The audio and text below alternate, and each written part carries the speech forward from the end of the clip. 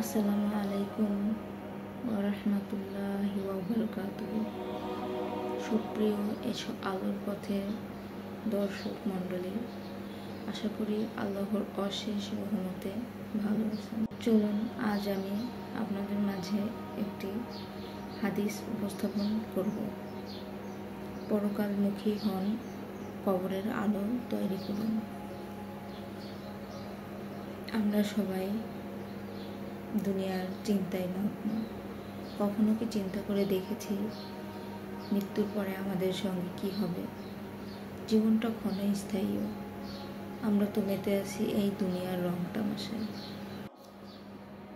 এই জন্যই আবেদন করা হলো, কারণ আমাদেরকে গন্তব্য ঠিক করে নিতে হবে।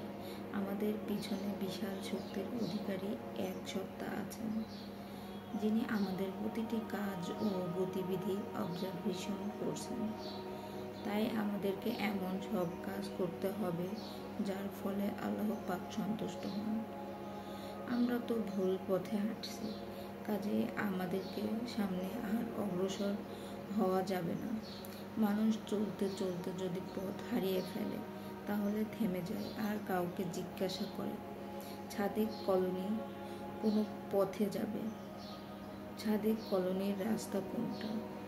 তোমাদের তো রাস্তা থেমে যেতে হবে এবং জিজ্ঞাসা করতে হবে, হে আল্লাহ, সেই পথ কোনটি যে পথে হাঁটলে আল্লাহর রাসূল পছন্দ করেন? ব্যাস, এর দ্বারা আমাদের উভয় জগতের রাস্তা বের হয়ে যাবে। এই সম্পদ ঘরে বসে থাকলে হাতে আসে না, এর জন্য বের হতে হয়। একদিনের জন্য আপনাদের এলাকায় আসা আল্লাহর আমার জন্য নির্ধারণ করে দিয়েছেন, তাই আমানত মনে করে কথাগুলো বললাম। আমার প্রিয় ভাই ও বোনেরা, চোখের রঙিন চশমাটা সরিয়ে ফেলুন এবং নিজেকে প্রস্তুত করুন। এই চোখ দুটো যখন বন্ধ হয়ে যাবে এবং আমরা সম্পূর্ণ আল্লাহর দয়া অনুগ্রহের হাতে চলে যাব, তখন আমাদের কিছুই করার থাকবে না। পুরুষ মহিলা সবাই নিজেদের প্রস্তুতি গ্রহণ করুন। আপনার সন্তানদের এজন্য প্রস্তুত করুন। মহিলাদের প্রতি আমাদের আর্জি, আপনাদের ঘরগুলোকে মসজিদে পরিণত করুন। পরিবারের একজন সদস্য যেন বেনামাজি না থাকে। পরিবারের মেয়েরা যেন পর্দা মেনে চলে, মেয়েরা যেন পর্দাশীল হয়। কোরআন তিলাওয়াত দ্বারা ঘরকে মুখরিত করে তুলুন। আর পুরুষদেরকে বলুন, আপনাদেরকে হালাল খাও, হারাম যেন ঘরে না আসে সেদিকে খেয়াল রাখুন। খাবার শুকনো রুটি হোক, কিন্তু তা যেন হালাল হয়। পুরুষদেরকে জানিয়ে দিন, আমরা হারাম উপার্জন চাই না, আমরা সুদের অর্থ চাই না, আমরা ঘুষ দুর্নীতির অর্থ উপার্জন চাই না, আমরা অবৈধ ব্যবসার পয়সা চাই না। আমরা ভাঙা ঘরে থাকবো, তবুও সে সম্পদ চাই না যা কাল আমাদেরকে আমাদের প্রভুর দৃষ্টি থেকে ফেলে দেবে। ইলমে দিনে শিক্ষা করে আপনারা ইসলামী ধারায় জীবনযাপন করতে শুরু করুন। অন্যরাও আপনাদের দ্বারা অনুপ্রাণিত হয়ে দিনের উপর চলতে শুরু করবে। আল্লাহ আমাদের তৌফিক দান করুন, আমিন। কবরের কঠিন আযাব থেকে আল্লাহ আমাদেরকে নিরাপদে রাখুন, আমিন। ইসলাম ধর্মকে অপছন্দ করে খ্রিস্ট ধর্মের গুণাগুণ করার ভয়াবহ পরিণতি। মক্কায় একজন আলেম মারা যাওয়ার পর তাকে দাফন করা হলো। কিছুদিন পর অন্য একজনকে সেই আলেমের কবরে দাফনের জন্য কবর খনন করা হলো। দেখা গেল আলেমের লাশের পরিবর্তে একটি যুবতীর লাশ পড়ে আছে। বলে রাখা, এই একই কবরে একাধিক ব্যক্তি দাফন করা সাউদ আরবের একটি স্বাভাবিক নিয়ম। ঘটনাক্রমে একজন ইউরোপীয় মুসলিম সে সময় কবরের পাশে লাশে পরিণত ছিলেন। তিনি মেয়েটির লাশ দেখে শনাক্ত করলেন। বললেন, আমি তাকে চিনি, তার বাড়ি ফ্রান্সে, তার বাবা মা খ্রিস্টান, কিন্তু সে গোপনে ইসলাম ধর্ম গ্রহণ করেছেন। আলহামদুলিল্লাহ। আমার কাছ থেকে ইসলাম সম্পর্কে কিছু বই সে নিয়ে পাঠ করেছে একবার। আলহামদুলিল্লাহ। অল্প অসুস্থতায় মেয়েটির মৃত্যু হয় এবং তাকে ফ্রান্সে কবর দেওয়া হয়। মক্কা কবরস্থানের মেয়েটিকে দেখে সবাই বলাবলি করতে লাগলো, সে মুসলমান হওয়ার কারণে সে মহান আল্লাহর সন্তুষ্টি অর্জন করেছেন। সুবহানাল্লাহ। এজন্য তার লাশ সাউদ আরবের মাটিতে আল্লাহর আদেশে স্থানান্তরিত হয়েছে। কিন্তু মক্কার আলেমের লাশ কোথায়? কেউ কেউ বললেন, মনে হয় ফ্রান্সের যে কবরে এই মেয়েটিকে দাফন করা হয়েছে সেই কবরের মক্কায় আলেমের লাশ পৌঁছে দেওয়া হয়েছে। হজ করতে আসা ফ্রান্সে সে মুসলমানকে বলা হলো, আপনি মক্কার মরহুম আলেমকে চিনেন? এরকম একজন লোককে দেশে ফেরার সময় সাথে নিয়ে যাবেন। তারপর ফ্রান্সে মেয়েটির কবর খনন করে দেখা হলো সেই কবরে মক্কার আলেম রয়েছে কিনা। ইউরোপীয় মুসলিম তাই করলেন। মেয়েটির পিতাকে সব কথা জানিয়ে তার মেয়ের কবর খনন করা হলো। দেখা গেল মেয়েটিকে যেখানে দাফন করা হয়েছে সেই কবরে রয়েছে মক্কার সেই বিশিষ্ট আলেমের লাশ। মক্কার গুণীজনরা অভিমত ব্যক্ত করলেন, একজন মানুষ ভালো মন্দ হওয়া সম্পর্কে তার স্ত্রীর মতামতই ফাইনাল। অতএব মক্কার মরহুম আলেমের স্ত্রীকে তার স্বামীর জীবনযাপন এবং আমল আখলাক সম্পর্কে জানতে চাওয়া হলো। মহিলাকে তার স্বামী সম্পর্কে জানতে চাওয়া হলে মহিলা বললেন, তিনি একজন ভালো মানুষ ছিলেন, নিয়মিত নামাজ আদায় করতেন, আমিও তো তার মধ্যে খারাপ কিছু দেখি না। মহিলাকে বলা হলো, ভেবে চিনতে বলুন। তারপর নিশ্চিন্ত ভীষণ খারাপ কিছু ছিল, তা না হলে কাফেরদের দেশে তার লাশ যাবে কেন? মহিলা বললেন, তার একটি অভ্যাস ছিল, আমি তার এ বদ অভ্যাসের উপর বিরক্ত ছিলাম।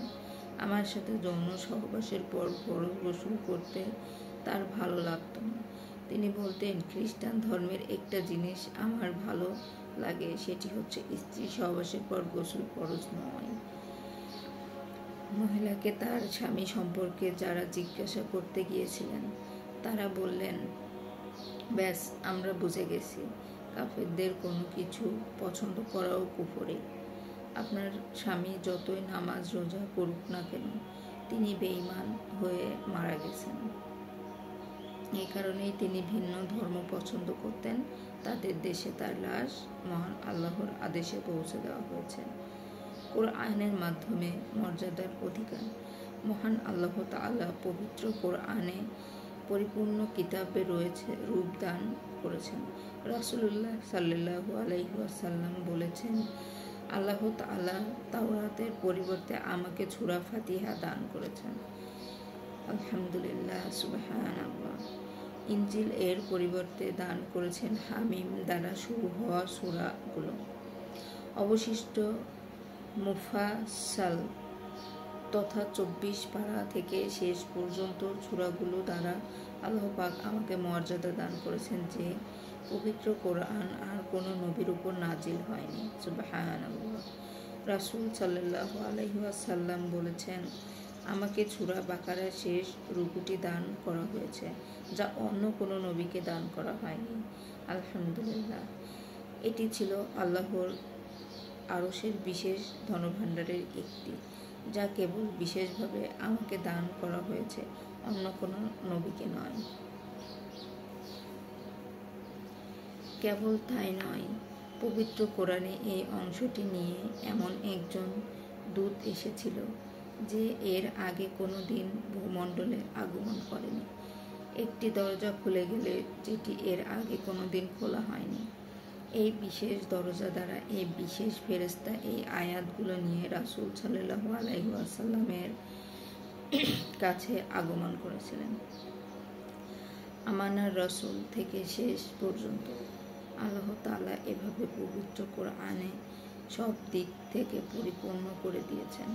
তাই এখন সমগ্র জগতের সকল মানুষের মুক্তির পথ ও সফলতার একমাত্র অবলম্বন হলো আল্লাহ তাআলার প্রেরিত এই বার্তা পৃথিবীর আনাচে কানাচে পৌঁছে গিয়ে আমলে আসুক। একটি মানব জাতির জন্য একটি সংবাদ, এটি মানুষের কাছে পৌঁছে দেয় আমার এক পয়গাম। এই কোরআনের সঙ্গে আমাদের সম্পর্ক দুদিক থেকে। এক সম্পর্ক এই হিসেবে যে এটি আমাদের মহাগ্রন্থ, আমাদের নবীর উপর অবতীর্ণ হয়েছে। আমাদের জন্য এটি ক্যাটালগ, অর্থাৎ আমাদের জীবনকে এই কিতাব অনুযায়ী রাঙানো এবং আমাদের জীবন এর অনুরূপ গঠিত হওয়া। এ হলো কিতাবের একটি অন্যতম দিক। পবিত্র কোরআনের সঙ্গে আমাদের সম্পর্কের আরেকটি দিক হলো এই কিতাব যার উপর অবতীর্ণ হয়েছে তিনি আখেরি নবী, তারপরে আর কোনো নবী নেই। সুবহানাল্লাহ। অতএব আমাদের কর্তব্য হলো এই সংবাদ মানুষের কাছে পৌঁছে দেওয়া। এই হলো খতমে নবুয়তের সূত্রে কোরআনের সঙ্গে আমাদের সম্পর্ক। কোরআন হলো আল্লাহর পয়গাম মানবকুলের কাছে পৌঁছে দেওয়ার জন্য। কোরআন হলো আমার পয়গাম মানবকুলের কাছে উপস্থাপন করার জন্য। আমি আপনার কাছে এই জন্য কোরআন অবতীর্ণ করেছি যাতে আপনি মক্কা ও তার চতুর্পার্শ্বের মানুষদেরকে সতর্ক করেন। রাসূলুল্লাহ সাল্লাল্লাহু আলাইহি ওয়াসাল্লাম জগতের সব মানুষের কাছে যাননি। সর্বশেষ মানুষটি পর্যন্ত সমস্ত জগৎ মক্কার আশপাশ, মক্কার অবস্থান পৃথিবীর মধ্যখানে। তো রাসূল সাল্লাল্লাহু আলাইহি ওয়াসাল্লাম আরবের সীমানা অতিক্রম করেননি, তাহলে তিনি নিজে মক্কার আশেপাশেও কোরআন পৌঁছে যাননি। যখন এই কাজটি আঞ্জাম দেওয়ার জন্য দায়িত্ব আমাদের। তাবুক রাসূল সাল্লাল্লাহু আলাইহি সাল্লামের শেষ সফর ছিল। দাওয়াতের মিশন নিয়ে আর সম্মুখে যাননি তিনি। কেবল মেরাজের সময় বাইতুল মুকাদ্দাসে গিয়েছিলেন। সেখানে 2 রাকাত নামাজ পড়েছিলেন, উপরে আরোহণ করেছেন, নিচে নেমে এসেছেন, তারপর সেখান থেকে ফিরে এসেছেন। রাসূলুল্লাহ সাল্লাল্লাহু আলাইহি ওয়াসাল্লাম এর দাওয়াতের শেষ সফর তাবুক ছিলেন। তাবুকের পর যাননি। আল্লাহ পাক তো তাকে বিশ্ব জগতের নবী ঘোষণা করে দিয়েছেন। সুবহানাল্লাহ। এর দাবি তো ছিল রাসূল সাল্লাল্লাহু আলাইহি ওয়াসাল্লাম 7 মহাদেশে নিজে যেতেন এবং আল্লাহর বার্তা শোনাতেন, কিংবা সাহাবায়ে কিরামে যেতেন। সাহাবাদেরও একটি পরিসীমা আছে। 100 বছরের মধ্যে সকল সাহাবা দুনিয়া থেকে চলে গেছেন। তাইয়িবীদেরও একটি পরিসীমা আছে। 100 বছরের মধ্যে সকল সাহাবা দুনিয়া থেকে চলে গেছে। তাইয়িবীদেরও একটি পরিসীমা আছে। আজও এ জগতে লাখ লাখ বড় কোনটি মানুষ এমন রয়েছে যারা জানে না জগতের ইসলাম বলতে কোন ধর্ম আছে, কোরআন বলতে কোন কিতাব আছে, মুহাম্মদ বলতে কোনো নবী আছেন। কোটি কোটি মানুষ এই সংবাদ জানে না, কারণ প্রতি যুগে নতুন নতুন প্রজন্ম আসছে। তাই পয়গাম ও প্রতি যুগে পৌঁছানো জরুরি। আমাদের এই ভূখণ্ডে দেপালপুর ও কাশ্মীর শেষ সীমানা।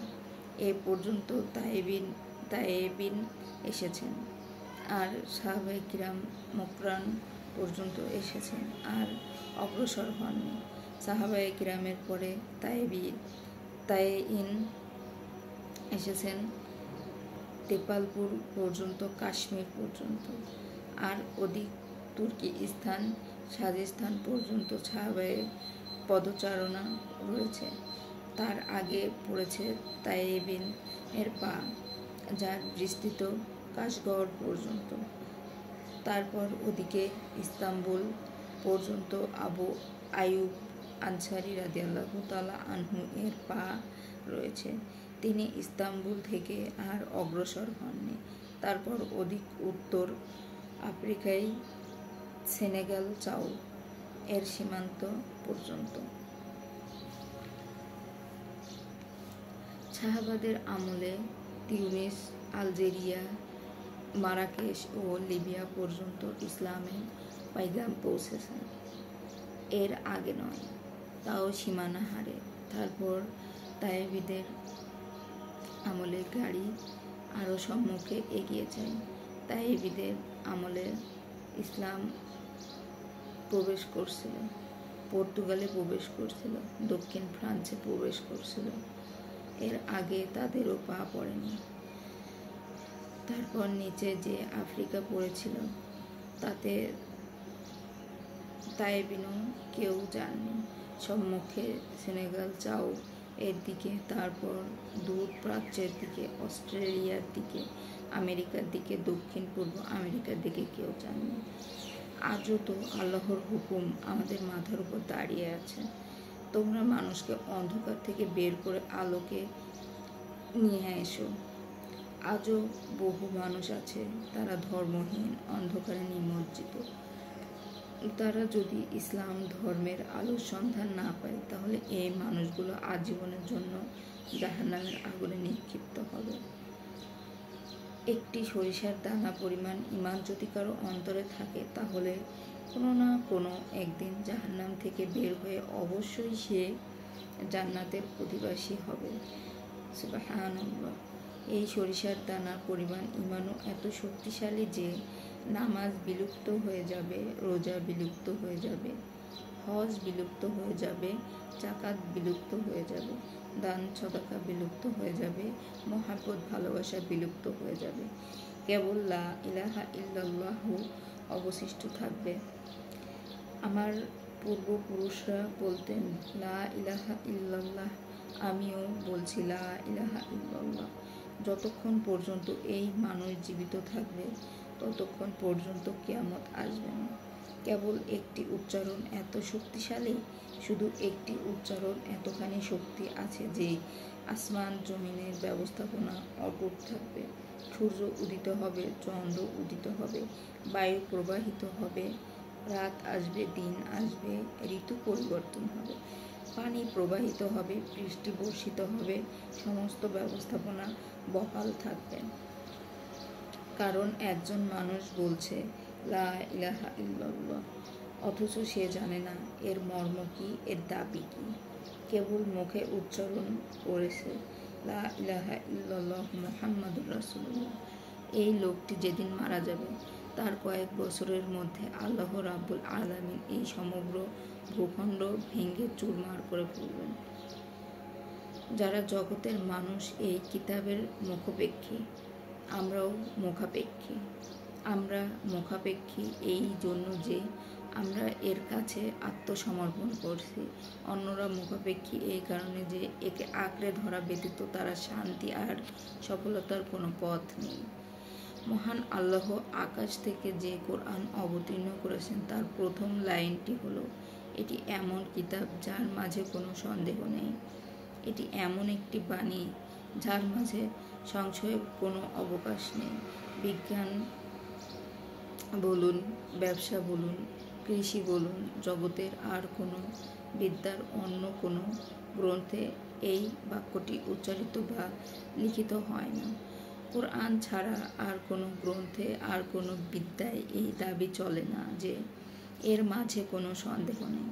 এটা ও থেকে থাকে পারে, এটা থেকে পারে, এমনটিও থেকে পারে, এমনটিও হতে পারে। আজ এরূপ হচ্ছে। আমার এই ভিডিওটি দেখার জন্য সবাইকে অনেক অনেক ধন্যবাদ। আশা করি সবাই সুস্থ থাকবেন, ভালো থাকবেন আর আমার পাশে থাকবেন ইনশাল্লাহ। আমিও আপনাদের দোয়ায় আল্লাহর অশেষ রহমতে ভালো আছি, ভালো থাকবো। আসসালামু আলাইকুম।